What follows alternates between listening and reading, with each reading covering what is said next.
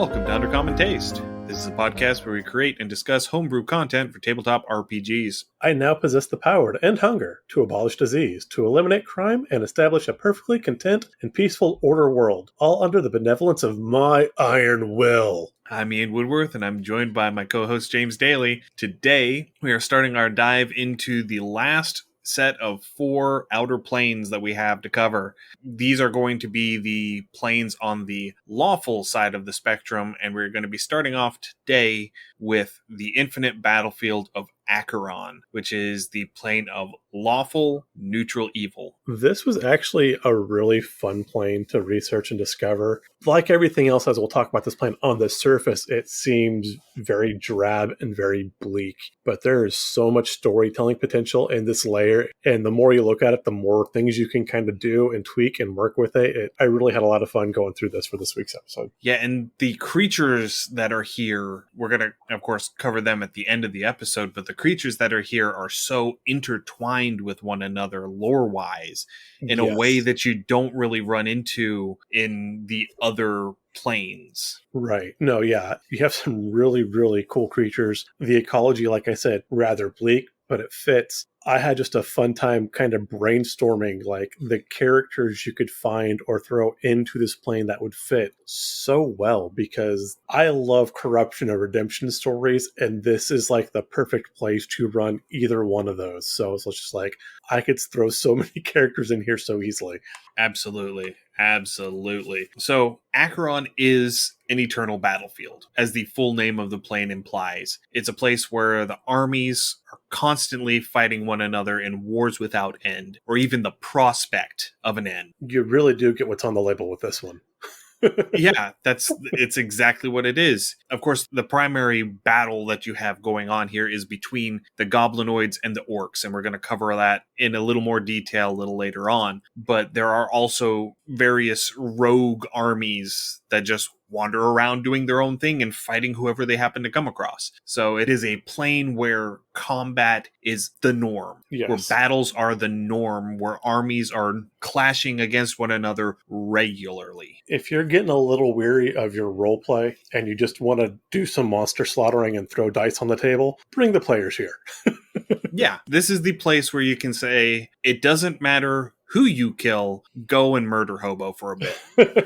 Get it out of your system. Go on. Yeah, just go get it out of your system. We'll return to our intrigue game in a couple of sessions. Just go kill some things. It's like the old Donald Duck cartoon where he finds Huey, Dewey, and Louie had bought the box of cigars. They had bought it for his birthday or something like that. But he finds that they bought the box. So he makes them smoke them all at once and makes them all sick on tobacco, which apparently was like a parenting tip back in the 40s or 50s. So this is that version of murder hoboing. Yeah, that is not advisable parenting technique at all in a modern context. So please don't do that. Yeah, that's like teaching the kids to swim by just randomly throwing them into a lake. Well, they're going to learn eventually, right? Yeah, let's not traumatize our children into swimming. All right. So the plane itself is a plane of hard iron, strict organization, and violence. Those are the 3... That's not metaphoric. No, those are the 3 literal building blocks of this plane. Hard iron, strict organization, and violence. All creatures that are present on Akron are compelled to do battle, to strive for advancement, and to cut down their enemies. So the only real emotions that you get with the petitioners here on Akron is those emphasized in war. So you have, anger, hatred, jealousy, and envy are the ones that are specifically laid out. You're going to have a sense of camaraderie with your fellow soldier and a sense of, what's the song from Wicked about loathing? I don't know. I've not watched Wicked. Okay. Wicked? Not Licked. Wicked. Wicked. Yes. I think that's actually a bit of a small list. Again, there's going to be a lot of cunning, guile, manipulation. Oh, yeah. These are other aspects of war, too, that generally get overlooked. I'm a huge fan of Machiavelli, like the actual writings of Machiavelli. If you want to do some research for your plane, read up some of his stuff because it fits. Again, this is the place for it. Absolutely. Because, you're going to have the manipulations behind the scenes of everyone trying to get one up on everybody to try and get that next promotion, to get that next rank, to get that next attaboy. It's even beyond that. At this plane, everything is a victory at any cost. Oh, yes. My quote I used for the intro to this episode is Dr. Doom, who happens to be one of my favorite Marvel villains, right up there with Venom. But Dr. Doom fits this well, too, because the things with Archeon, as we'll discuss, it is lawful, but it leans towards evil, but it's evil done in the name of law. Another thing that I thought of when I was reading through this is like the mega cities that you see in the old Judge Dredd, particularly the one with Stallone, where everything was so incredibly strict. Like you have your laws and the only punishment's death. It is that. It is extremely cutthroat. It is very strict, very regimented, very Spartan. Yeah, that's a pretty good one for it. As James is mentioning, so Akron is the bridge between Baator, the Nine Hells, and Mechanus, the plane of order. That's going to be fun. Yeah. So the evil that takes place in Acheron is almost an afterthought. It's a byproduct of this militant tyrannical order. This is basically every fascist state ever. Yeah, that's the way I was thinking is like you see the movie where they have to declare martial law in the city, and then you've got that one grizzled old colonel who's been through like 4 or 5 wars, and he sits there and he just gets power hungry and goes over the top with everything. That's Akron. Yes. And this is one of the instances where I'm actually going to dip into 5th edition, the 5th edition DMG, despite only having one paragraph of description. One shiny paragraph. One shiny paragraph. It's shiny because we never use it. They have the optional rule for the plane in there. And the optional rule I actually really like because it lends itself to this constant combat, constant conflict mentality that you get in Acheron. And it's that whenever a creature reduces a hostile creature to 0 hit points, they gain temporary hit points equal to half of their maximum hit points. That is a beautiful touch they did. I mean, every once in a while, 5e with these outer layers just knocks one out of the park. And this is definitely one of those. Yeah, because especially if you have something like a barbarian or a fighter, somebody who's not reliant on spell slots, which when we get to how magic worked in 2nd edition Acheron, oh buddy, you don't want to be using spell slots if you don't have to. Very true. But yeah, so somebody like, a barbarian would just have a field day. Oh, absolutely. In Acheron. They just wade into an enemy horde and just rage and lay about themselves and lay waste to entire swaths of armies. Yeah, that's what I was thinking, because on this, it doesn't say how many times this can proc. So no, it's every time you reduce a hostile creature to 0, which means that, if you have a barbarian that has 180 hit points, every time they drop a creature, they get 90 temporary hit points. And those temporary... Which refreshes to 90 hit points every single time they drop a creature to 0. Right. So if you've got like a level 12, 13, 14, whatever barbarian, and then you just go walking through a field of goblinoids, little tiny goblins. Just, I am the Reaper. I have become Death, the Destroyer of Worlds. Exactly. You literally could almost reach demigod status just with your HP. I mean, you'd have like in the thousands. Just keep marking them up. Well, effectively, yes, but temporary hit points don't stack in 5th edition. Okay. So you would just be refreshing your temporary hit points back to 90.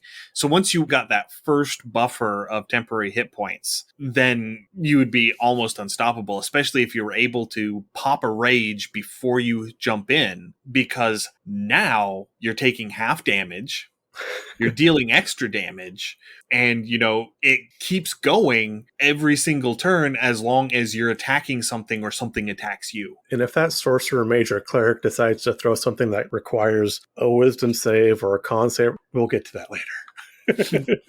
Yeah, that may not end very well for the caster.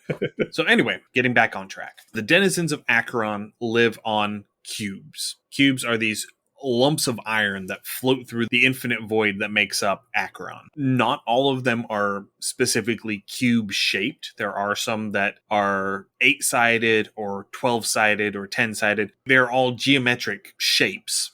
And so they all have an even number of sides and a uniform orientation. I'm not saying these strangely look like D&D die, but they kind of strangely look like D&D dice. Most of them are, yeah. And again, if you really want to dive into some geekdom with me, my education was largely in chemistry, and start getting into like crystal lattice structures and stuff like that, again, you can have a field day with this. So if you want to deep dive, have fun. And even if the body that you're viewing or that you happen to be on isn't a 6-sided geometric shape, they still call them a cube. It's for ease. They've got other things to worry about than name and stuff. Some of them are hundreds of miles across. Others are just a few feet across. And they often smash into one another quite catastrophically. So you can imagine what a 100-mile square per face cube of solid iron hurtling through space, crashing into another cube of the same size and same material, going at about the same speed, would do. It's like a 50-car pileup in the 50s.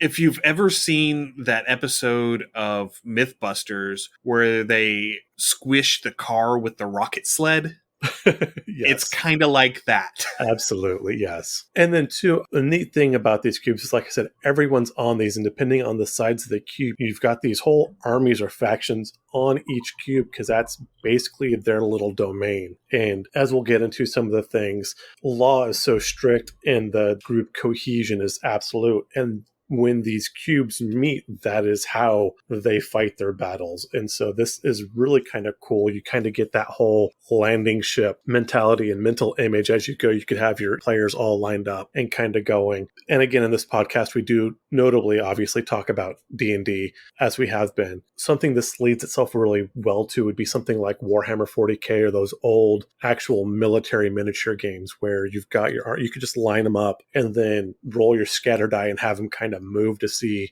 where you're going to go. And I think that'd be a really fun way to do that. But again, that whole landing party, landing ship where you're on the thing, the cube hits, you can just have in your mind the little gate dropping like you see in the old World War II, like the invasions of Omaha. Yeah, the landing craft, yeah. Yeah, where you're just, as soon as they hit, they're just discharging and rushing in.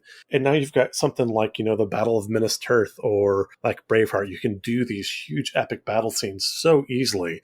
Just everything sets itself up perfectly for those kinds of battles here. Yes. So one of the things that you will notice if you are in Acheron is that the cube that you are on feels stationary. Everything about it tells your senses that it is stationary, and every other cube happens to be moving really quickly around it. Because everything's relativistic. Yeah, everything is relative. Even time is relative in Acheron. So one of the weird things that I found in second edition reading through is that time only seems to pass on a cube if it is within sight of other cubes. So if it gets bumped and just flies out into the void for 300 years before it circles around and comes back, the people on that cube will feel like it's been instantaneous, right? Even though 300 years have passed. That's kind of like the whole time dilation thing. Again, talking about relativistic time and speeds and things like that. Again, going back to my college days where I had to do physics and stuff, particularly talking about relativity. And again, this whole plane just made my college geek just like, oh my God, I remember all this stuff. I could use it for a game. It was, I had a ball with this. I really did. Yeah. And that lends itself to the theme of the plane where the armies are in constant conflict with one another. So yes, there may be an army on that cube that just got shot off into the void, but time isn't passing for that army. And so whenever they get back, they won't have spent 300 years sitting around twiddling their thumbs waiting for a fight. They're going to get back and they're going to be rip-roaring ready to go. Yeah, because, again, you're always ready. As Ian was saying, it is part of that relativistic nature of everything, which is, again, kind of a cool way to do things. So everything about the cubes, including any damage that they happen to take, the rust patterns that form on their faces, it all forms in straight lines with right angles, which plays into this is a plane of law. Right. It is Mechanist adjacent. This is a plane of law.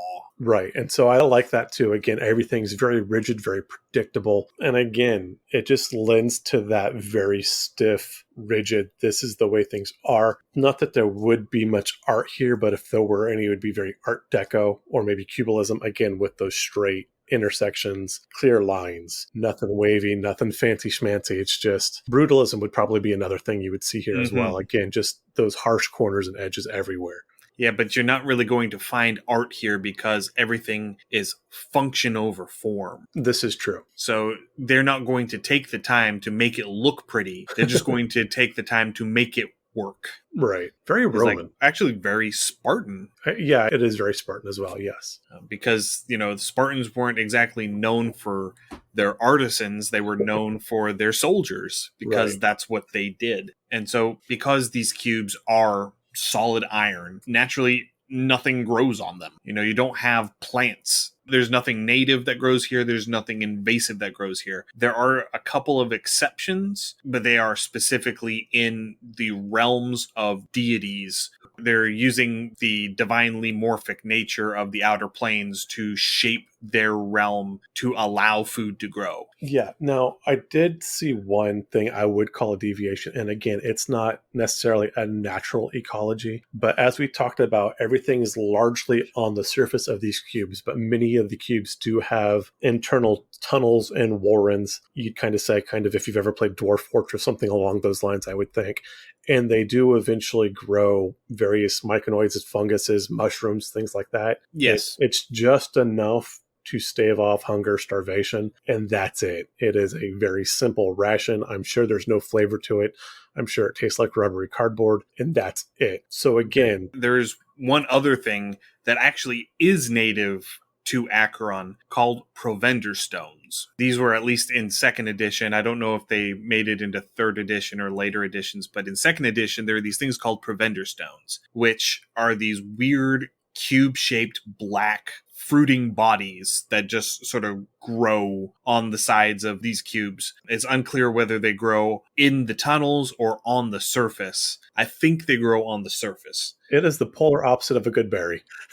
They are, quote, edible, though just barely. Right. So they seem to constantly grow. They can get house-sized or larger. And these roaming armies in Acheron search these out and will harvest them to feed their entire army. Yeah, because there's really nothing else to eat. Yeah, and the armies will harvest these seeds that grow on the inside of them, and they all have strict orders that whenever you harvest the seed, you immediately plant it. And if you don't, it is grounds for immediate execution, because every army is dependent on these provender stones to feed their army. Again, pretty much there is one law for breaking the rules. There's only one punishment. Not quite that extreme, but it's fairly close. There are some other punishments for other cases, but yes, They are the exception.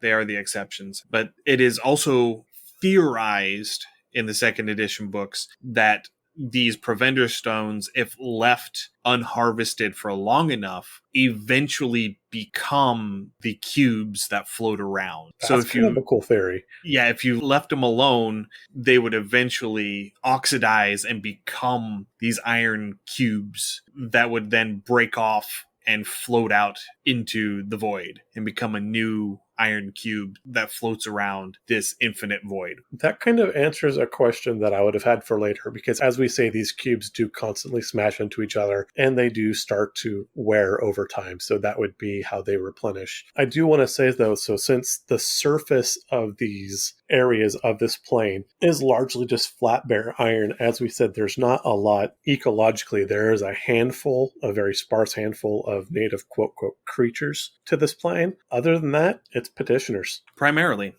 yeah. There's some visitors too, but yeah, there's very little as to what is naturally on this plane other than cubes and killing fields. Yeah, that is a pretty accurate statement. You do have a lot of mercenaries that come in here there are a lot of companies that look to find an army to fight with for a while in order to prove themselves to get a better gig. It is a way to earn your stripes if you can survive. Absolutely. If you can say that you survived 4 battles on Acheron, that's saying something. I'd pay that person. Yeah. You know they can follow orders. You know they can carry their own weight. Mm-hmm. But the devils in Baator regularly send envoys to Acheron to find battalions to recruit to fight for the devils in the Blood War. So this is a prime recruiting ground for the devils. Yes. And another thing we'll find, you do still find a lot of the Yugoliths up here as well. Yes. And again, as they act as a mercenary faction group species through the Blood War, again, this is a great way for them to train, to cut their teeth, to prove themselves. So yeah, a weird, what's the word I'm looking for? Field testing. There we go. Field testing. That's what we wanted. Knew we'd get to it eventually. So because we happen to be big fans of races that are no longer present, there's one that was a pretty prevalent force on Acheron that seems to at least be extinct now, called the Hassator. They were a race of fiends. Not a whole lot is known about them. I wasn't able to find much of anything about them whenever I was looking it up, but they had these mobile fortresses that they built as a combination of architecture, technology, and necromancy that are referred to individually as a Hassatorium. So collectively, they should be called Hassatoria, just based off of, Latin word roots. Latin word roots. They chose not to do that in the second edition book, and I'm changing that because I'm a nerd.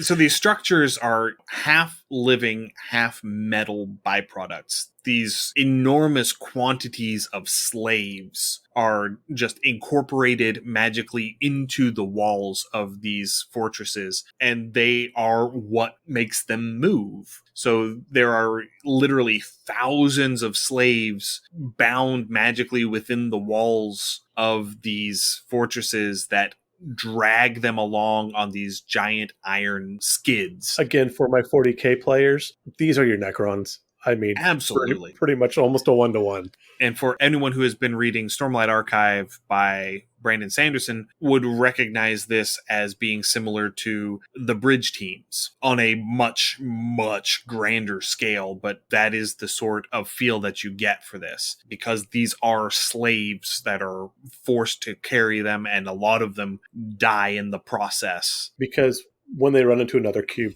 they're replaceable. And whenever they fail to keep pace and they stumble and fall, they get smeared into a paste by the skids that are running along. And the line is, but even as they are smeared into a rusty paste, they serve to smooth the progress of the Citadel onward over the echoing battlefields.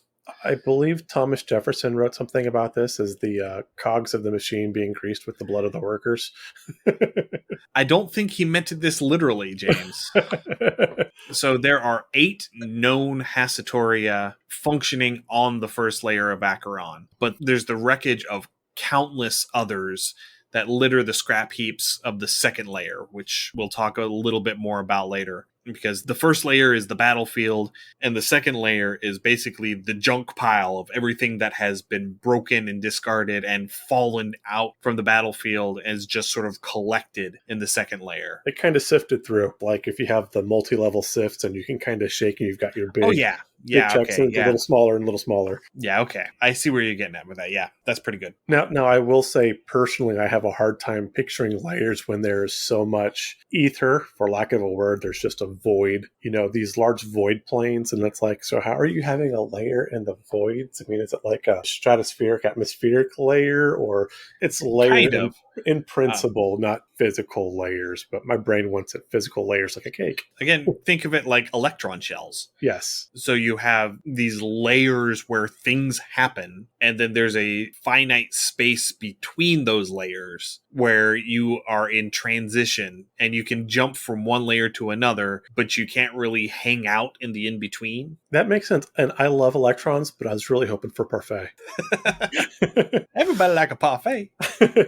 All right. Moving on a little bit. Paths and portals. So the river Styx, being the waterway that connects all of the lower planes, is present in Acheron, but it tends to appear and disappear almost at random. I'm sure that if you had somebody who was taking the time to catalog it and was able to map out where it appears and for how long and when, they would be able to predict exactly where it was going to show up, exactly when it was going to show up, and exactly how long it was going to stay before it disappeared. I don't think they could, because again, where everything is relative and there is no firm point, because all of the cubes are constantly moving at one rate or another. You'd have no actual landmark to say it popped up here every so often. You'd think with a plane of law it probably would, but where everything's relativistic, there's no given landmark. But each individual cube is a finite, definable landmark. Granted, yeah. So it is going to be in relation to which face of which cube at which time. It's not going to be relative to its location in the void. It's going to be relative to what face of what cube at what time. See, I figured it was relative to where it was in the void, and if a cube intersected that point of the void, then the river appears at that point on the cube. It could. Yeah, so I mean, the DM can run this either way, but yeah, so at that point, that is a bit of randomness, and it's weird to have randomness on a plane of law, especially as one as strict as this one is. Yeah. So, I don't know. That's why I'm wanting to say that I'm sure that if someone were to take the time and actually try and do that, that it would be possible, that it should run on a schedule. I can grant you that. Yeah. You'd need a military strategist for that. You would need an entire army to do that. This is not something that one cartographer and his 5 little helpers are going to be able to pull off. This is something that would almost take like quantum computing in order to process the huge amount of data necessary to make this algorithm that would figure it out. You know what? That would actually make a decent story for this on this plane, is maybe that's your party's job, is to try to chart out where and when these portals or this point where the river Styx comes through. And because even within the cube, you have your armies. There's factions within the armies that are constantly vying and going back and forth. And so maybe a majority or certain factions thinks this is a waste of resources and is trying to, 1, eliminate your party, and then 2, eliminate your party sponsors so they can grab more power on the cube. And at that point, you could use that as a way to start picking factions within your party. Yeah, you could do that. So there is one cube in particular called Rechtmerk, where the Styx is permanently present. Each of the 6 faces of this cube are different, and each face reflects the plane that it is connected to. So you've got each face will connect to either the Abyss, Baator, Carcerai, Gehenna, Hades, or Pandemonium. Each face of this 6-sided cube connects to one of the 6 other lower planes. And it is the only time that you can get onto a boat and know exactly where you're going to be going before you talk to the boatman. This is the exception to the rule. Yes. So this is how you would most likely get into Acheron. This is how you want to get into Acheron. Yeah, this is the safest way to get into Acheron. This is the best of possible options. Yes, the best possible of all bad options. Yes. So the cubes are also linked with a series of portals that allow for instant transport between one cube and any cube that has ever collided with it. That's kind of fun. So the details aren't exactly clear on what this entails. It was almost like a throwaway line in the 2nd edition Planescape books. I only found it once without any further reference, so I'm wanting to feel this out, and I'm thinking that it's going to be like at the center of the impact crater where these 2 cubes smash together. And if this is an especially old cube that has run into tens of thousands of cubes and as such has worn down, the portals may no longer be on the surface. They may be 100 feet up off of the surface where the surface was whenever it was impacted. And it just moves relative to the cube because it is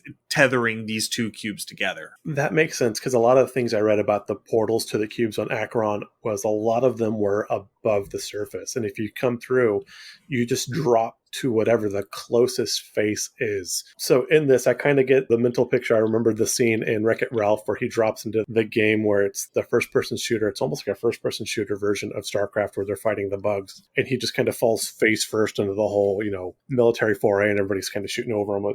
Kind of like Starship Troopers almost. Just kind of drop in face first, and there you go, pick a side because you're fighting. Right. So aside from these portals that connect the cubes, there are two types of permanent portals: tethered portals and free-floating portals. The free-floating portals are kind of like what James is suggesting, is they're fixed in a location in the void. And whenever you pass through it into Akron, you just start falling in the direction of the nearest cube. And if you don't have a way to fly, whenever you reach your cube, you take max fall damage, which is 20d6. That's when the DM pulls out all the dice. That's when you just empty the brick and say, yeah, you squished. DM rolls for splat. The mosquito on the windshield? Yeah, that's you now. But there are also tethered portals, which are portals that are affixed to a cube. And oh my god, these are important spots. Oh, yes. So factions will find these portals and will station guards around these portals and will monitor them to keep careful tabs on who comes in, who goes out. They're going to keep people that they don't know away from them so that they can't use them. They're going to intercept and detain anyone who comes through it that they don't recognize. It's a big deal to have one of because these. Ultimately, anybody they don't know that's not part of their faction is just reinforcement for the enemy. Potentially, yes. Well, ultimately, yeah, because they are fighting everybody else, and you don't know who is this. So, yeah, I mean, that would be the mindset, as anybody who's coming through that's not for me is against me. And if I don't know you, you're obviously not for me, unless, I can Shanghai you or conscript you or otherwise press you into service, which happens a lot too. A lot of these guards will sit there and they just grab whoever comes in. And as soon as they step through the portal, you're fighting with us now. Congratulations, you volunteered. Yep. So all of these permanent portals are spherical in shape and they activate by touch. And whenever you touch it, it resonates with a pitch to let you know where it leads. So a harmonious chord will lead you into Mechanus. A discordant chord will lead you into Bator. If it doesn't make any sound at all, it will go into Outlands. Okay. And gates that link to the astral plane or the other layers of Akron will resonate with a single note. It's probably going to be the single note that, because in older editions, you used to have a tuning fork in order to use spells like Plane Shift. So it's probably going to resonate with whatever pitch you would have to have a tuning fork for to get to that. We discussed this kind of tuning when we did our episode on Pandemonium. I forget the center spire, but it was where all of those were because they all had a pitch to a note. And again, if you go back and you really want to geek out and get into old metaphysics a little bit with alchemy and mythology and things like that, mysticism in general, each of the planets and planes had their own pitch and note. Strangely enough, at the time they thought there were 8 celestial bodies, sun, moon, and the planets. Strangely enough, there's 8 musical notes. Imagine that. Kind of one of those cool things. So I could see very easily how this tied into each plane having its own musical pitch. Mm-hmm. And then you had modulations of major, minor, and all of that. Sharps and flats. And flats that would correspond with the individual layers in each of these planes as well. And then, the material that you used for the tuning fork also mattered. Right. So you would end up having things like silver, gold, and platinum in the upper planes, and tin and iron and lead for the lower planes. Yeah, iron and copper were big ones. Antimony, mercury for some of them. The mysticism gets kind of awesome for these. And I think, if I remember correctly, the astral plane was glass. Yes. There's an article, I think it's in Dragon 130 something. I have a copy of it. somewhere where someone did an article with a whole table just saying these are all of the locations that have known tuning fork pitches. These are the materials of the forks and the note that you have to have it tuned to in order to use your teleportation magic to get here. Oh, I like that. I need to find that edition. Yeah, so I may try and scrounge that up and put that up on the Patreon in case you are curious. That'd be great. Anyway, talking about teleportation, magic in general in Akron is fun. Oh, for certain values of fun.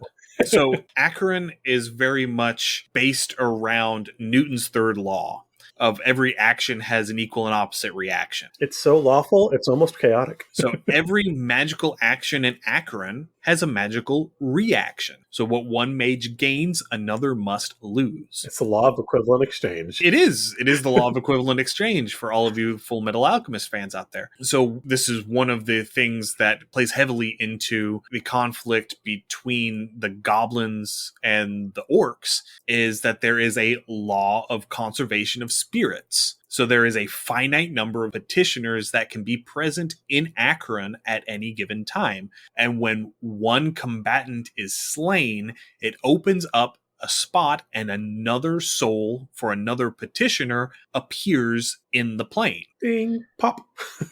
So that's why they never take prisoners from the opposing army unless they are off-planer mercenaries or something. Right. If the goblins are fighting the orcs and the goblins manage to capture 10 orcs, they're not going to keep them prisoner. They're just going to kill them, because if they kill these 10 orcs, that's 10 chances to get another goblin soul for their army. And that's how that works. And see, depending on the version you read, I read that it wasn't a chance. It was a straight 1-to-1. If you killed your enemy, an ally basically spawned for you, which is why these kind of constantly go back and forth, but never really make a whole lot of headway, because there is this natural stasis throughout the plane. Right. Because the only way to actually win would be to not play.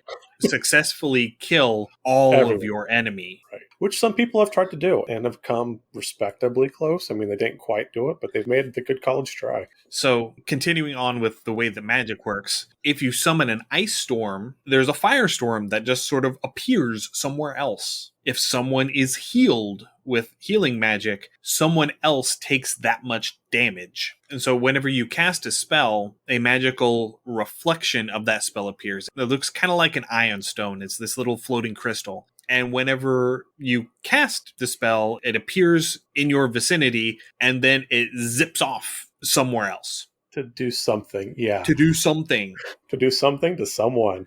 I think a really good modern example of this was actually in the first season of The Witcher, when they have Yennefer at the Mages College and they're learning the chaos magic, and they have the one girl and they're trying to make the flowers bloom, and she doesn't direct where the chaos is going, so it like rots her arm off. And then so they'd have the flowers so they can direct where that chaos went. You don't have so much of that option. You have a way to kind of do it in Acheron. You don't have as much control, but you do have that, not chaos, it is your mere opposite. Your reflection of your power does get split and sent off on the split. Yes. And so these reflections, you can catch them with special gloves or with a mage hand or Bigby's hand. And if you catch a reflection, you can use it to undo a spell by touching the target of the original spell with it. The examples that are given are if a creature gets polymorphed into a snail and you are able to catch the reflection and touch the snail with the reflection, they revert back to their normal form. If they get frozen by a cone of cold, they can be thawed and have all of the HP that they lost restored by catching the reflection and touching them with it. These reflections last for 1 hour per spell level of the spell that you cast. So something that is small like a magic missile is probably going to be too trivial to track down and try and reverse, but something big like a wish spell, oh my, that would definitely be something you to have grab. 9 hours to find the reflection of this wish spell and reverse it. Good luck. Wait. I got it. Ready? Buckle yourself in. Okay. Catching and reversing the wish spell, that kills a Tarrasque. Okay. I'm not sure what the Tarrasque is doing in Akron, but okay. Well, I mean, maybe it wandered through one of those portals. Tarrasques can be anywhere.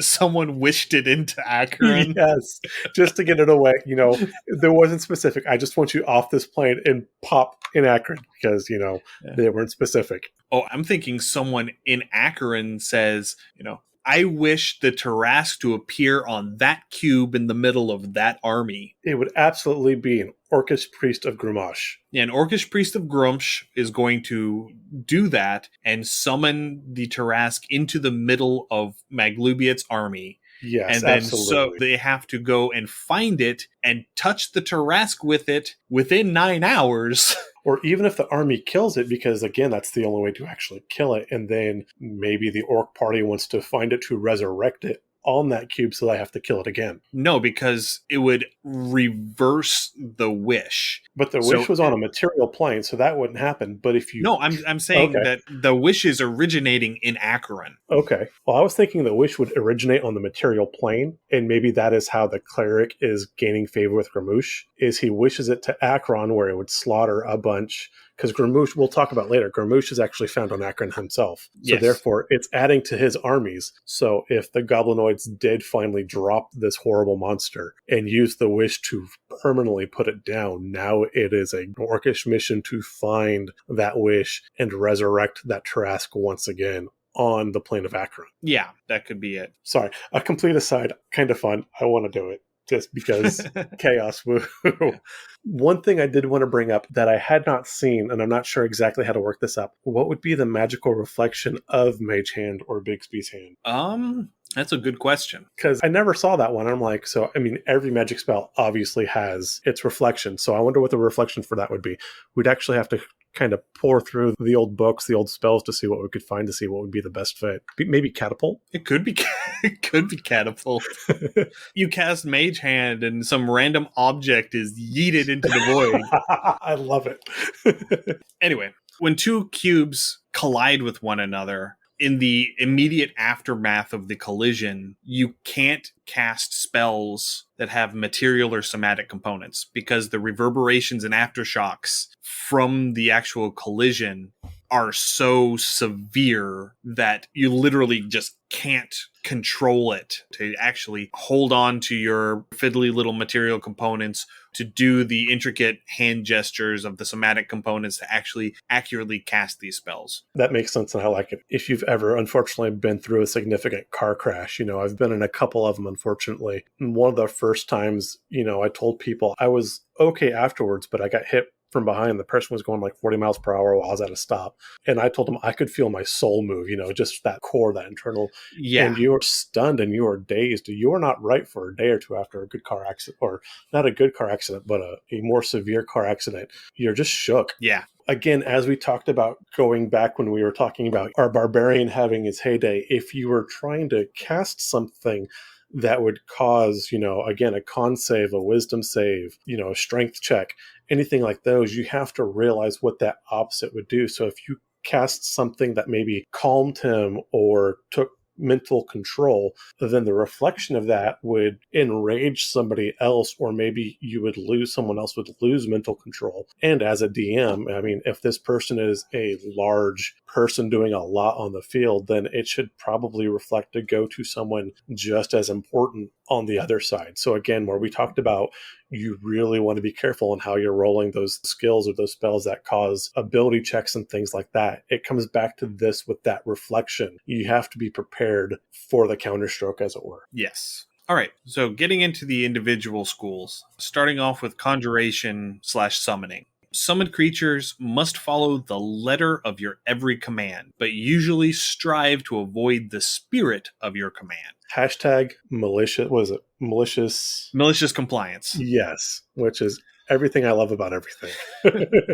So no order given to a summoned creature can be disobeyed. They literally have to obey you, but they're going to obey the letter, not the intent. I hope you have experience with fairies. Yes. So as such, elementals, fiends, and other summoned creatures are usually used as suicide run shock troops to break strong points and strategic locations in these battles. But these summons are not without cost. As part of the summoning, the summoner has to offer up a hostage for the duration of the summoning that will take the place of the summoned creature for the duration that they are in Acheron serving you. And again, that goes back to where we talked about you have that limit of spiritual essence allowed within the plane. So if you're summoning something in, something else has to kind of be put in a stasis. If it's only temporary, you have a temporary stasis because it still balances that number of spirits or souls on the plane. Right. So the offered hostage in this exchange gets a chance to make a saving throw to avoid having this happen. And if they succeed on that, then the summoner has to also make that saving throw. And if they fail, they take the place as the hostage, and the summoned creature shows up, but has no one to command it. And so it just gets to do whatever it wants.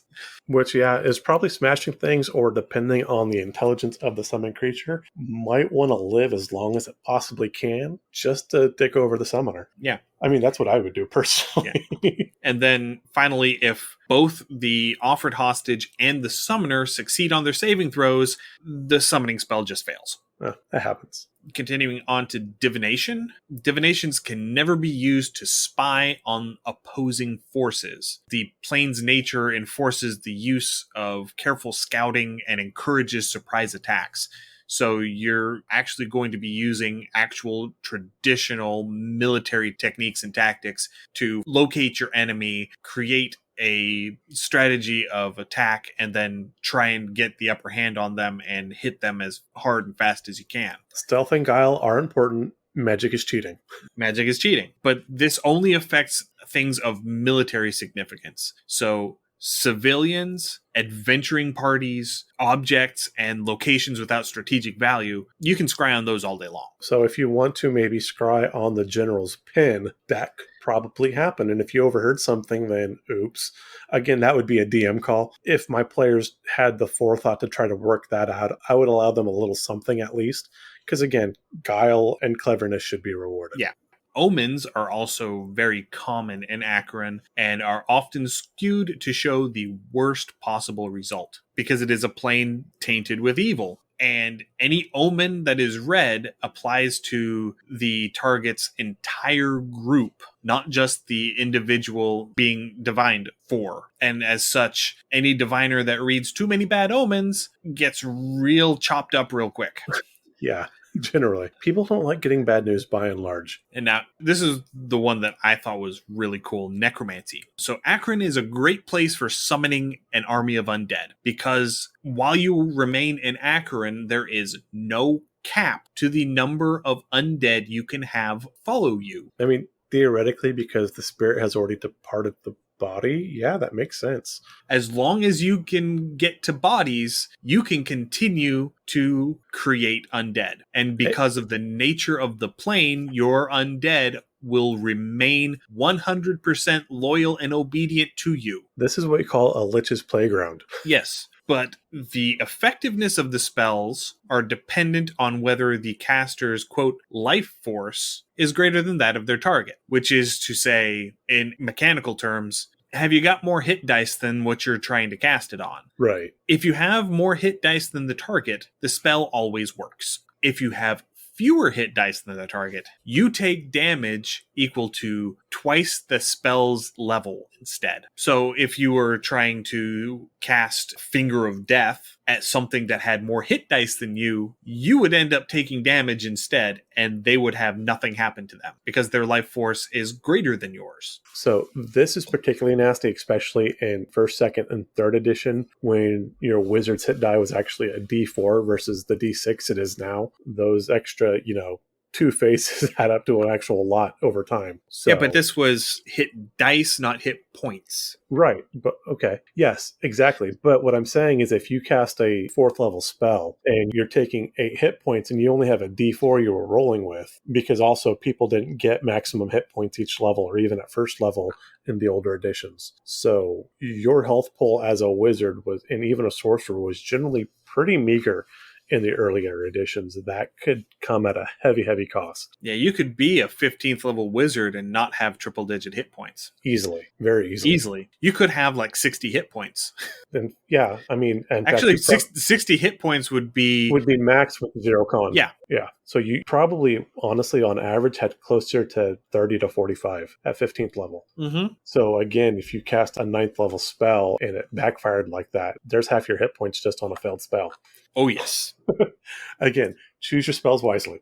Right. Wild magic. Wild mages in 2nd edition were effectively 2 caster levels lower than normal while they were in Acheron, which means that they would lose access to the spell slots that they would normally have. They would lose access to the higher level spells that they would normally have. They would be 2 levels lower in everything but hit points. Stay off my plane of law. Go away. Yes.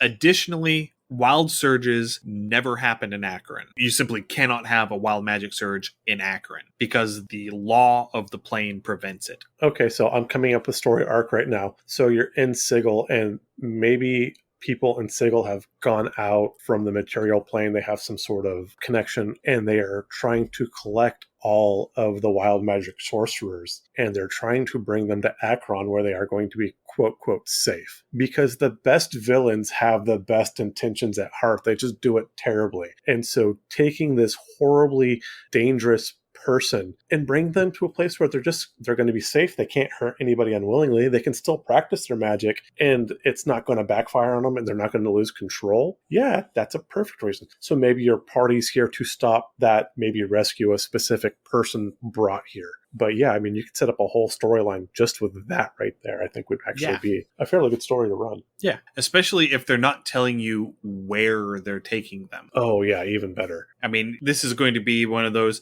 they're going to call it like Sanctuary. Yes. To pull in a Mass Effect 3 reference. Anyway, continuing on, because we keep getting sidetracked. I'm sorry. No, they're fun. They're fun sidetracks. The last school in 2nd edition, elemental magic. Elemental spells behave weirdly in Acheron. Earth elemental spells fail to function. They have no effect whatsoever on the iron cubes because they're metal and not earth. Fancy that. Fair enough. Air spells function on the surface of the cubes, but not in the tunnels and chambers inside of cubes. Water spells, on the other hand, work just fine inside of cubes, but if you cast them out on the surface of the cube, they instead only create rust in a 10-foot radius per spell level. Okay. And then fire works everywhere. And if you cast it where the metal of the cube is in the area of effect of the spell, it functions as the heat metal spell on the cube, affecting from that point in a 10-foot radius per spell level. That stands to reason.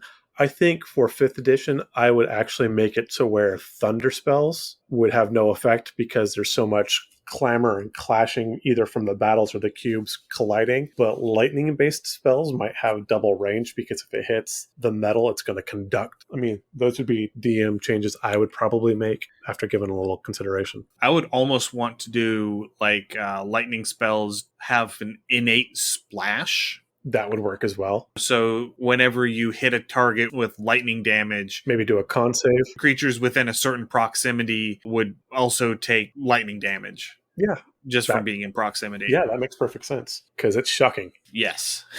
All right. So that pretty much takes care of the magic rules for Akron as a whole. Let's get into talking about some of the gods here on Akron because there are a few. Just a few. Not a lot, though. Not near as many as there have been on some of these other planes. The first one, the one that is very prominent that I was not expecting coming in, is actually a god from the Chinese pantheon called Lei Kung, the Duke of Thunder. I actually did a little looking up on this guy because I had no idea who in the world he was. And I don't have the 2nd edition source book that he's got an actual entry in. Okay. But this is an actual deity in, I guess it would be Taoism, I think. Yeah. I could be completely wrong on that, but this is an actual Chinese deity that was adapted into D&D. So he carries around a mallet and a drum, which he uses to create the thunder, and he also carries a chisel, which he uses to punish evildoers. That's a very specific tool, and a nasty one for that purpose, too. Damn. And from what I was able to discern, he is a god that is called on to seek retribution against people who have wronged you. Okay, fitting for this plane. And he is sent by the other gods to bring punishment to people whose crimes or whose sins are hidden from the public view. Okay. So if they are sinning, if they are committing their sins in private where no mortal is seeing them, and the gods catch wind of it, they send him after them to bring judgment upon them. Okay, I think the Greek equivalent of this would probably be like Nemesis. Yeah, I could see that. So he rules from his realm, which is called Resounding Thunder, which is a really cool place, and we'll get to that next week whenever we're talking about individual locations in the plains. But there's a city built in a giant thunderhead that floats through between all of the cubes. It is the only realm in this entire plane that is not devoted to war. So there are a lot of deserters and traitors and cowards that are fleeing from the battles that seek out Resounding Thunder. Okay. His petitioners tend to be executioners, mercenaries, bounty hunters, and others who serve the cause of retribution. So definitely a lot of paladins are going to come through here. A lot of Oath of Vengeance paladins. Yes. I could also see him being a pretty strong warlock patron as well, especially those that multi-class. Yeah, a Vengeance paladin who takes a 1 or 2 level dip into warlock. Oh, yeah. Yeah. Like a hexblade warlock with a vengeance. Yeah, definitely through here. Oh, yes. Ooh, that would be fun. And his petitioners sometimes leave in armies of retribution that strike out against Lei Kung's enemies, and they are universally feared across Acheron because they fight with the conviction of zealots who believe that they will be unified with their god if they fall in battle while seeking vengeance. Yeah, that's always a scary force. Yeah, there is nothing scarier than an army full of religious zealots who are willing to die for their cause. Very, very true. So, time for the main event. The two major combatants in Acheron are Grumsh, One-Eye, the god of the orcs, and Maglubiet, the god of the goblinoids. They are in eternal conflict against one another. As they'll do. So Grumsh is on his own cube with the other gods of the orcish pantheon. Maglubiet is on his cube, which faces Grumsh's cube. That's really hard to say. So Grumsh is opposite Maglubiet's cube. Let's put it that way. Let's take the coward's way out here. And so Maglubiet is on his cube with his 2 lieutenants, Kurgobayeg, who is a god of goblins, and he's the lieutenant that commands all of the goblin forces. And then Nomagaya, who is the god of hobgoblins, who is the lieutenant that covers all of the hobgoblin forces. And if you want to have a nice flashback, we covered these 3 a bit in depth when we did our first episodes. We did our cleric. We had a hobgoblin cleric for our showcase. And so we did a bit of a dive on the religion of the various goblinoid races. And so if you want to go back and revisit, I believe that was episode 7 and 8, perhaps. I'd have to double check. Possibly. Yeah, go back. It was one of our first episodes. So again, a nice bit of recall for us. Yeah. So outside of that conflict, you also have Laduger, the god of the Dark Dwarves, the Dwergar. He makes his home in a realm on the second layer in and around a location called the Mines of Marcellin. Laduger was cast out long ago by the other dwarves in the Dwarven Pantheon in Mount Celestia. And so he and his petitioners, who are all dark dwarves, they mine the black iron of the plane and forge it into weapons to defend his realm against the other armies. So they basically just dig in and hold their ground. I kind of feel bad for the Dwergar. They always get the worst end of every stick. They do. They really absolutely do. Yeah, they're a little nasty, but I mean, compared to like the Drow, and then they totally get enslaved by the Drow. They get kicked around by the other dwarves. I mean, they don't get any love anywhere. We need to make a good refuge for the Dwergar. Nice little sanctuary for them where they can be happy, maybe have some sun, sip some pina coladas. I don't know, but I feel bad for them. You'd be grumpy too. Seriously. If you had the Dwergar's lot in life. We're digging deep, doing dwarf stuff, then the rest of the dwarves kick us out. Okay, fine. We'll go dig and just do it. Hey, look, there's a bunch of drows. Hey, look, we're drow slaves now. Woo freaking who. Another god that is mentioned in the second edition is Amatsu Mikaboshi, which is actually a not quite god, not quite spirit. It's almost like a primordial force in Japanese lore. Okay. Amatsu Mikaboshi is commonly depicted as almost a Satan figure in certain Japanese lore, and is apparently a fairly common go-to in video games and comics and such whenever they need to draw in an evil antagonist for their story. Kind of like Hades is always the one that's picked on whenever you do a Greek story. Gotcha. Okay. And it's never specifically stated, but he is a god of trickery and supposedly rules over everything that is done in darkness. So everything that is done under the cover of darkness is his domain. And he is believed to be the patron of the Bladelings, which are a race of humanoids that we will get to at the end whenever we start talking about the different creatures and races that are present. So we kind of got Ninja God?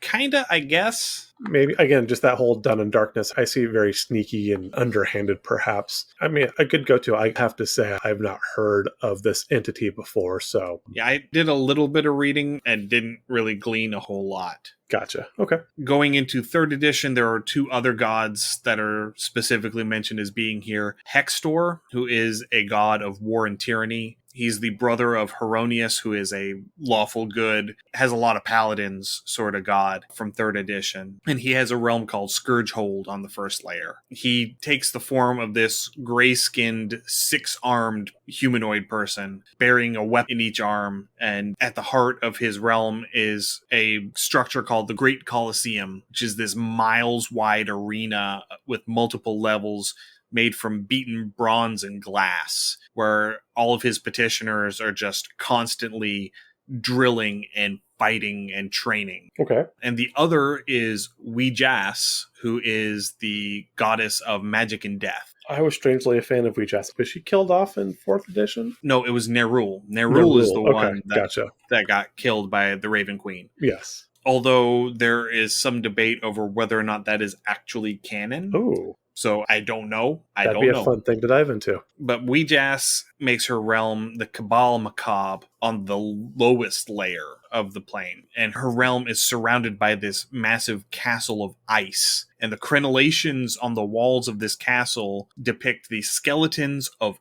every single race in the multiverse. Snazzy. Yeah, I thought it was cool. So now that we've covered the gods that are here. There were a couple more I did want to throw in that did not pop up in the lore. Again, talking about this, when I was reading through, one of the things that kept popping up with Archeon is it is a war for the sake of war. They fight just to fight. So it is your rebels without a cause. It is your warriors who fight for the sake and glory of fighting. So modern or contemporary gods that would be good to throw in here. First 2 I thought of was Ares and Mars. Definitely both belong in here. The Irish Moor, again, I think would be a really good form. At least one or two of her forms. She was the maiden that would sing and drive everybody into that battle frenzy. And then she could take the form of either a single or a flock of crows to feast on the dead afterwards. She would be right at home here as well. Oh, yes. We're going to talk about exactly why that second one is really good in a little bit. But now that we've talked about the gods, let's take a minute and talk about the Petitioners of Akron. The bulk of the petitioners that you're going to have are going to be orcs, goblins, and hobgoblins. Strangely enough. That's going to be 90% of your petitioners here. I would probably throw a good number of bugbears in here as well. Just because the bugbears tend to do so much with the goblinoid forces and armies. Except that, at least in second edition, where I'm pulling the bulk of this older lore from, the bugbear gods are in Pandemonium. Okay. Now, again, my introduction with the bugbears were later, so I didn't realize they had their own deities. I always group them in with the rest of the goblinoids. So in that case, no. Okay, boot them out. Yeah.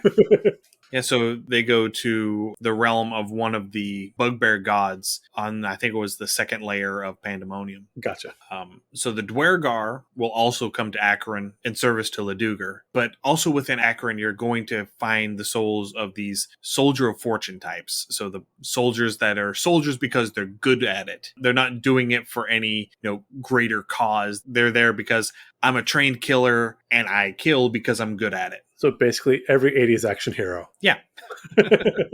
As I mentioned a little while ago, it is specifically designed not to become densely populated with petitioners. There is a finite number of souls that can be here. There's a book that is referenced called the Book of Bindings. It's in the Hall of Records and Sigil, and a passage that they quote from that book is, "The absolute number of spirits in Acheron is a conserved quantity. The number can neither increase nor decrease. For this reason, the armies of Acheron take no prisoners. Each enemy they slay provides an opening for an allied warrior's soul to enter. The massacres of Acheron will never end until all the petitioners of one side or the other are slain." But this number doesn't take into account the living creatures that come in from other planes, so the armies will often spare mercenaries that they capture for no other reason than to hire them or press them into service on their army to bolster their numbers. Makes sense. I mean, again, if you can use an outsider to kill more of the other guy, then that's more souls for you to fight with you anyway. So may as well make use of them. Yeah, absolutely. No need to throw away a perfectly good resource. No. So there are rogue armies, as I mentioned a little while ago, that do roam the plane. The primary forces, of course, are Grumsh Maglubiet. Lei Kung also has armies that roam around from time to time, but he doesn't actually take part in most of the wars. They're usually sent out with a specific goal in mind, and when they're done, they go home. And then Hextor, starting in 3rd edition, he has an army that he will send in and mess with people from time to time. Sometimes armies get separated from their command structure. Either they go to the wrong cube, or, they get bumped off to another cube. I could see a cube getting sheared off, honestly, depending on how they collide. Yeah, it is possible. Yeah. You have a whole little Founders effect thing. That'd be kind of cool. These armies usually devolve into mutiny and madness. And after they collapse, there's usually one of two groups that will rise up. You'll either have a ragtag band of scavengers that survives by taking supplies from others by force until they run into a force that's too big for them and they get finally eliminated. Or you get a mass of undead or automatons that are following the command of a single powerful cleric or wizard. So you can flip a coin. You're either playing Evil Dead or Mad Max. Yes. And given the way that time works with the cubes, it's possible that there's still an army of Hassator out there with a Hassatorium that are just waiting to return. That would be a good way to throw them back in. Yeah, no, I like that. So the most famous rogue army in Acheron is an undead army commanded by the Lich Beretti, the Necromancer King. His solitary goal is to rule his own realm as a god. So gotta have goals. Yeah, his whole purpose is, I'm going to keep raising the dead to fight for me until I get to a point where I outnumber everybody and I have amassed enough power to become a god. Gotta love that no HD limit.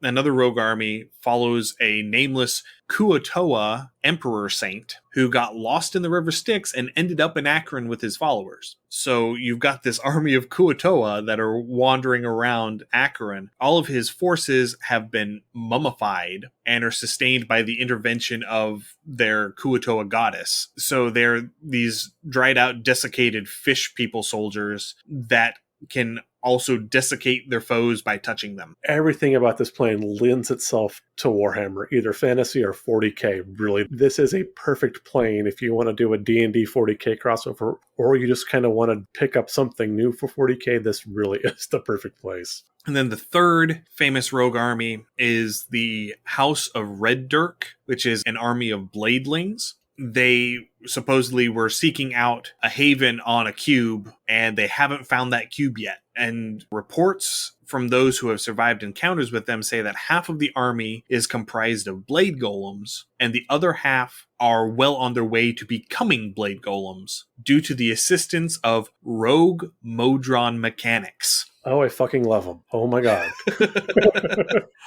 And apparently, the other Bladelings in Acheron have a standing bounty of 88,000 gold byzants to anyone able to locate this army and lead Bladeling scouts to it. Snazzy. I'm not sure what the exchange rate between a byzant and a gold piece is, but I like it. I think a byzant is a gold piece. Okay. So 88,000 gold if you can find this army and lead a Bladeling scout to it. And survive the process. Yes. Well, of course. That goes without saying. Yeah. But speaking of rogue Modrons, there is a Modron Secundus, which are the second only to Primus, the head of the Modrons. And so I'm blanking on the name. In Mechanist, there's only 2 of them. No, there's 4 of them. There's 4 Secundus? Okay. There's 4 Secundus. Okay. So because the total number is the square of the number that... Of the rank. Okay, that is correct, yes. So the Deca whatevers, there's 100 of them, and then the Nonas are 81.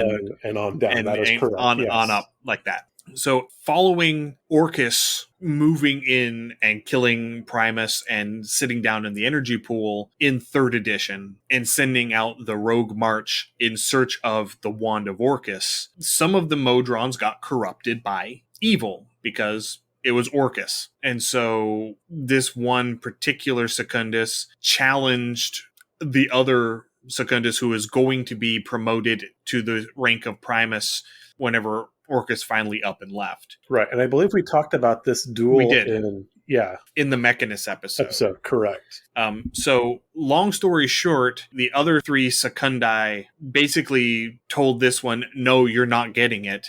And he said, well, then I'm going to take my toys and leave. And so he took all of the other corrupted Modrons with him and left to Acheron, where he is currently mustering and growing his forces with the sole intent of returning to Mechanus, to Regulus, to seize the power of Primus for himself. As they'll do. Now, I will say, as we talked about Mechanus, there is not a lot of mining in Mechanus when one Modron or entity from Mechanus breaks down. It's generally recycled and reused. Here, they're farming raw resources, so they're getting numbers. Oh, yes. I could see this. I really hope this pops up again in later editions. Yeah, and so the Modrons, as a general rule, do maintain a presence, especially on the lower levels of Acheron. It is rumored that the cogs of Mechanus are actually mined from the cubes of Acheron, and that once the Modrons have succeeded in harvesting all of the cubes of Acheron, the Great Wheel will break, resulting in a new multiverse in the form of the Modron's perfect divine machine. I like it, and that gives us our 5th or 6th multiverse option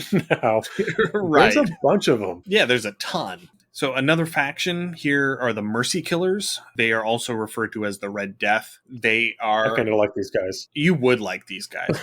They're a faction out of Sigil. Their headquarters in Sigil is the prison. Whenever you have judge, jury, executioner, the Mercy Killers are the executioners. They believe that mercy is a weakness and that extenuating circumstances are merely excuses concocted by the weak-willed and criminals. Hard to argue.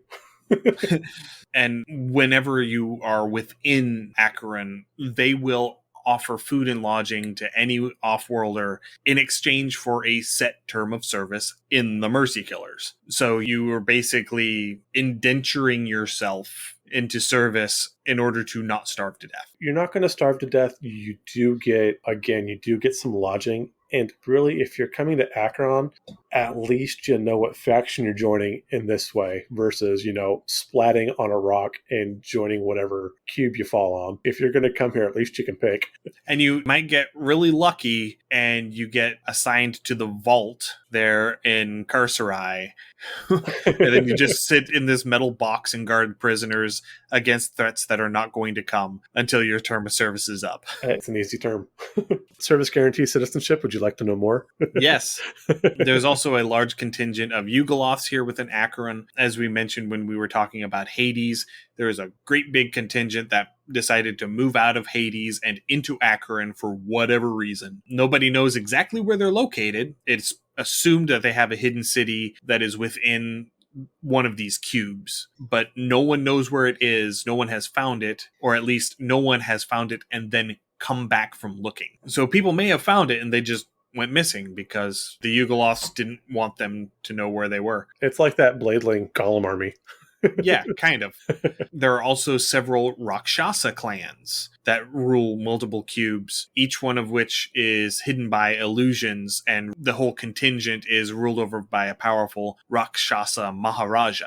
Try to say that one 5 times fast. There you go. Now, that is one thing that did not pop up when we were talking about magic effects, would be the effects of illusion magic in the illusion school. I wonder how those would work. I don't know. We'll ponder it later. And they are known to kidnap petitioners and other planar travelers to serve as slaves in their grand mansions because they're Rakshasas and they do that. That kind of reminds me of, what was it, The Chosen in Wheel of Time? Yeah.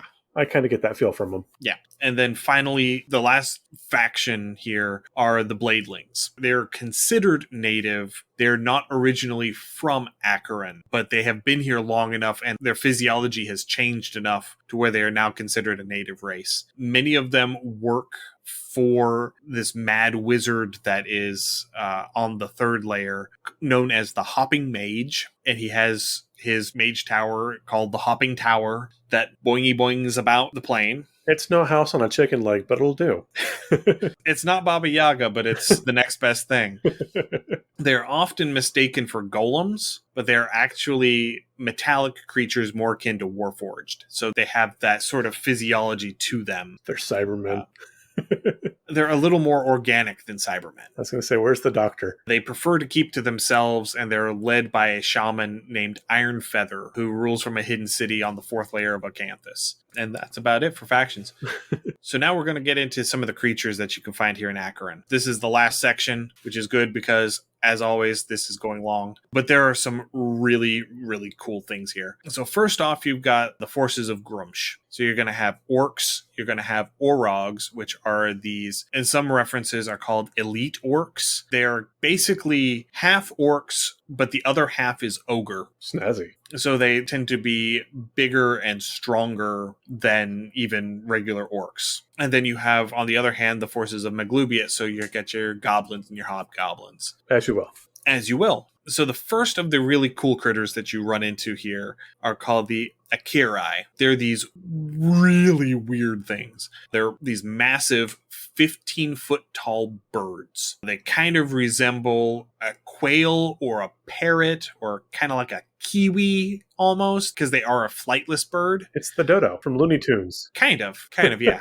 But they have 4 legs and vestigial wings. They are also intelligent and capable of speaking Infernal and Planespeak, which is the Planescape version of Common. So they've got this sort of tribal structure. They travel in flocks of 2 to 8 members, and they have this penchant for torture and a need to seek vengeance against those who they perceived have wronged them. And they have a very strong connection with these creatures called Rust Dragons, which we're about to get to, in the same way that humans have a strong connection with dogs. That's kind of terrifying. Holy crap. Yes. And whenever they are wounded and need to make an escape, they are capable of belching out this cloud of black gas that induces madness and confusion. All right. Yeah, these things are crazy. Because they weren't weird enough. They are the Looney Tunes dodo. I love them. A little evil, kind of crazy. There you go. Yeah. So, as I mentioned, now we have Rust Dragons. In 3rd edition, they were turned into just another type of dragon, but that's boring. Yes, very. I don't like that. We're going back to 2nd edition for this one. So they look like normal dragons. But better. Except they have butterfly wings. They have rust monster antennae coming off of their chins. And their teeth are actually jagged portions of exoskeleton. They can feed on the iron cubes, but it's kind of like gruel to them. It's filling but really bland. They're always looking for a change, something different to eat. They love magical items. They love specially forged metals, so Like things armor. like mithril and adamantite. They like that sort of stuff. They're often colored like metallic dragons, but always look like the metals have been oxidized. So the copper ones appear green with verdigris. The silver ones look tarnished black. The brass ones are going to have this brown patina to them. And otherwise, they act exactly like any other dragon. They're a little bit low on the intelligence spectrum for dragons. I think they actually average out at about a 6 out of 20. So they come in under the white dragons even. Yes, but there's a reason for that. Rust dragons are actually the adult form of rust monsters. Rust monsters on the material plane lay a clutch of eggs. The eggs hatch, and then they fend for themselves. And most of them die before they reach full maturity. And the way that it works is once they get old enough, if they survive long enough, they're able to return to Acheron, where they immediately find the first iron cube that they can have access to, and they gorge themselves on this iron cube. And they will gorge themselves for a full year, and then they will spin this metallic cocoon around themselves, go into hibernation for 3 years, and when they emerge, they're rust dragons. They really are the Pokemon of dragons. Yeah. I mean, I love this because we see these creatures on the material plane, and we see obviously a larval stage and an adult stage, and well, surely that's the full life cycle. The fact that they leave the material plane and continue their life cycle, I think is a really, really cool aspect of these things. So the Akirai use these rust dragons to create tunnels within cubes whenever they move, and they're able to create these harnesses that they can strap to these rust dragons that they can use to travel from cube to cube. So whenever they decide that they need a change of scenery, they can get on their rust dragons and fly away. These are one of the few groups that can actually travel willingly from cube to cube, aside from either portal or base collision. Yes, they can. So rust dragons, per second edition, don't create hordes like other dragons. They prefer to roam from one place to another just looking for metals to eat. They're scavengers. They're not interested in creating a horde, and the things that would normally be in a dragon's horde are typically metallic, and they're not the iron of the cube, so these rust dragons who eat metal are just going to eat it. I kind of like the fact that they're more of a faux dragon than an actual true dragon anyway, which also, yeah, I mean, it fits. So they are dragon-like, but not actual dragons. Yes. So they have 2 breath weapons. The first is a 75-foot line of acid that, depending on age category, can be really, really nasty. It's 2d6 plus 1 times age category level. Ooh. So that means that it caps out for the Great Worm, or whatever the highest one is, as 24d6 plus 12. Ouch. And you can save for half. Woohoo. Again, going back to second edition, if you've got a wizard or a sorcerer with that D4 hit die, you're screwed. Yeah.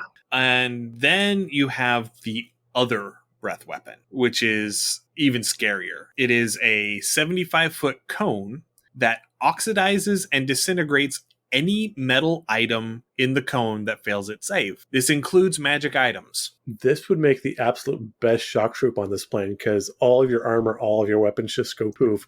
You're sitting there basically naked and unarmed as this angry army comes in to mow you all down. And the major armies here on Acheron actually keep stockpiles of wooden and stone weapons Just specifically to fight rust dragons. They've learned after a while. So in 3rd edition, one of the little things that I would actually bring in, specifically with the worm and great worm, the eldest variants, any metallic weapon that is not at least a +5 in enchantment immediately corrodes and is destroyed whenever it makes contact with a rust dragon's hide. Oh. And any weapon that is a +5 has to succeed on a save or likewise be destroyed.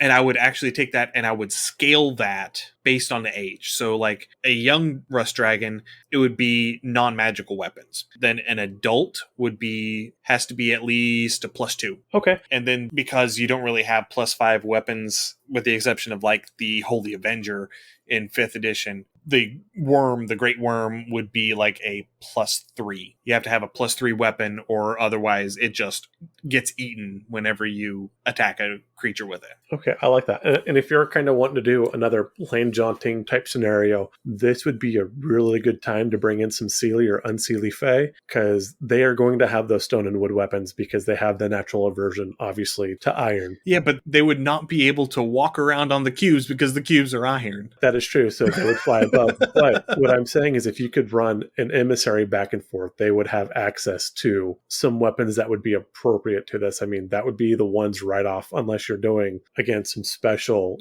lithic technology or something like that. I would see them having more of those types of weapons available. Okay. Two, obviously, druids would fare fairly well against these things because they don't use metallic weapons for their armor or their weapons either. Mm-hmm. All right. And then the last of the major creatures that you're going to find here in Akron are the Bladelings. They are a humanoid race. As I mentioned, they're not originally from Akron, but they've resided here long enough to be considered native. So they're not native, they're local. Kind of like the Gautier are not originally from Carcerai, but they are now native to Carcerai. Their society is based around a theocracy where their priests, usually female, draw on the power of an unknown god or pantheon of gods. As I mentioned earlier, it is assumed that Amatsu Mikaboshi is the patron of the Bladelings, but it's never actually confirmed anywhere. And there's nothing that I could find that actually came out and stated who the god of the Bladelings actually is. And they're very secretive. They're very insular. They don't like to talk to outsiders. I can get along with them. I got it. I can respect that. They reside in Acanthus, which is the lowest layer, in their city called Zoranor, in a location called the Blood Forest, which protects the city from the constant blade storms of the layer. And we will talk about blade storms next week. And dear God, they're terrifying. They really are. So they look mostly humanoid, but they have these eyes that have this faint glow to them. It's described as glacial ice tinged with purple, and their skin and bones protrude in the form of sharp blades of wood and ice and steel. So they are called Bladelings because they look like they're covered in porcupine quills of blades. I'm seeing Angry Borg in my head. And whenever you cut them, their blood is the color and consistency of oil. Still saying Borg. which is another reason why I'm saying that they're more akin to like Warforged. Yeah. So they were nearly exterminated whenever they first arrived because rust dragons are a thing. And they are a metallic humanoid race. That's a bad mix. And they have since undergone magical experimentation and have developed complete immunity to corrosion and oxidation. Natural selection. Magically assisted. Yes. It's more like selective breeding at this point. Yeah, husbandry. Bladeling husbandry. Yeah, Bladeling husbandry. They are now shiny and chrome. So they're considered magical beings that draw from the power of Acheron itself, because they have the skin that, is metallic and resists all this corrosion.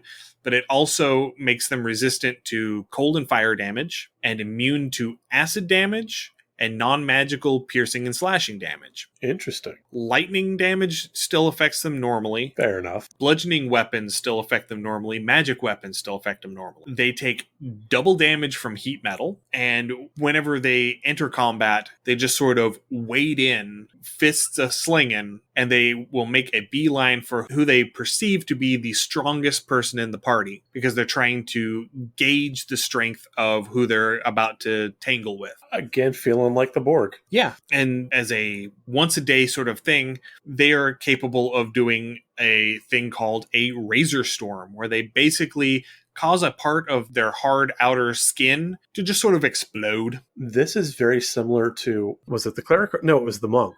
We had that stone form monk. Yes. That could shatter his stone skin. Obsidian Fist, yeah. Yes. Yeah, this is the same sort of thing. I didn't know about this whenever I was creating that, but yes, this is the sort of thing. And it deals 3d12 slashing damage to each creature in, I think it's a 30-foot radius. It's pretty nasty. That is pretty rough. But they can do it once, and then they have to wait 1d4 days for their skin to heal so they can do it again. A good cooldown. I'll take it. And while they are still waiting for this to cool down, they also lose their resistance to cold and fire damage. And they take a reduction in their armor class. No, that's a fair trade. These should be a playable class. I like them. Or a playable race. We might make that happen. Yeah. Well, I mean, we are a homebrew podcast. That sounds exactly like something that we can throw into patron exclusive content. Wink, wink. Yeah, no, these are actually really, really cool. I love the aesthetic of them. Again, a fair bit. Obviously, if they're going to be a player race, we do want to kind of draw back some of those resistances a bit. Yes, we're going to tone it down a little bit. But definitely something that should be on the table. And then finally, all manner of birds. We call Akron home. Yeah, he burbs. So you have these enormous flocks of birds. There's ravens and vultures and gulls and bloodhawks and swallows and pigeons. Every kind of random bird that you can think of, they're here. And it's really common to see a giant flock of birds flying around in Akron because they will go and they will feast on the corpses of these battlefields. And one of the worst omens that you can possibly see on Akron is a single bird flying in the sky. Yeah. And again, that ties back into that whole Morrigan thing, because if you see her, it's probably going to be a bad day for someone. It's going to be a bad day for everyone. Let's be honest. Fair it's point. The Morrigan. It's the Morrigan. It's going to be a bad day for everybody but the Morrigan. Yeah. Well, I mean, she's going to have a good meal. Oh, yes. And the Glorious Dead. I mean, there is that. I suppose. All right. So that brings us to the end of part 1 of Acheron. Again, this is an exceedingly interesting plane. There's a lot of fun to be had here. There's a lot to work with. I know we did kind of go long, but just because there is so much to actually bring up and so many things you can do with this in so many different ways. So I hope you enjoyed it with us. We thank you for hanging in with us. Yes, thank you everyone for joining us today. If you have any comments, suggestions, or ideas, please send us an email at undercommontaste@gmail.com or send us a direct message through our Twitter account at UCT Homebrew. You can also find us on Instagram and Facebook at Undercommon Taste. We are on Patreon, patreon.com/undercommontaste. That's where we put all of our write-ups. Our most recent write-up that was posted is the Orkschlager, which is a combination of creature and drinking game that we came up with Kate from Of Mice and Men and Monsters. By the time this episode comes out, hopefully I will also have up the write-up with all of our traps from last week's Traps episode. So do go over there, check those out. If you want to help support the show financially, please consider becoming a patron. We also have a Discord channel where you can talk to us directly. You can put up your homebrew or world-building ideas for some constructive feedback, or if you want to give us ideas for the show, please consider coming over and joining us on Discord. You can find a link to our Discord channel in the show notes. You can find our podcast wherever you listen to your podcasts. We're on iTunes, iHeartRadio, Spotify, Google. Also, we are slowly making an expansion over to YouTube, so if you prefer more of a visual medium, we are going there. Our interviews will be posted visually on YouTube. Also, join us here on Twitter coming up really soon. We are going to take our own fun version of March Madness for you all. We've kind of got something we've been tinkering with, and we're really looking forward to bring to you all. So something different and new, hopefully kind of fun for everybody. Yes, and as James was mentioning, we are now doing video recordings of all of our interviews, which we are, whenever possible, live streaming on Twitch. So you can also find a link to our Twitch channel, twitch.tv/undercommontaste, in the show notes. Our next interview is going to be on Friday, February 11th at 2 p.m. Eastern Time. We are bringing on Declan, who is the DM for the Romancing the Dungeon podcast. And in true Valentine's Day themes, we're going to be talking about incorporating romance in your TTRPGs. We're rolling for seduction. Thank you, everyone, again, for joining us today, especially since we went long again. Stay safe. We'll see you again next week when we're talking the layers of Acheron. Happy gaming. Thank you for listening to another episode of Undercommon Taste. You can find links to all of our social media accounts, Twitter, Instagram, Facebook, YouTube, and Twitch, as well as our Patreon and Discord channel in the show notes. Our theme song is Massacre Anne, written and performed by Mary Crowell and used with permission. You can find more of her work at marycrowell.bandcamp.com or on Patreon at patreon.com/Dr. Mary C. Crowell. Our logo was illustrated by David Sutherland. You can find him on Instagram at willex_73 or on DeviantArt at deviantart.com/David Sutherland. Thanks again for listening. Stay safe.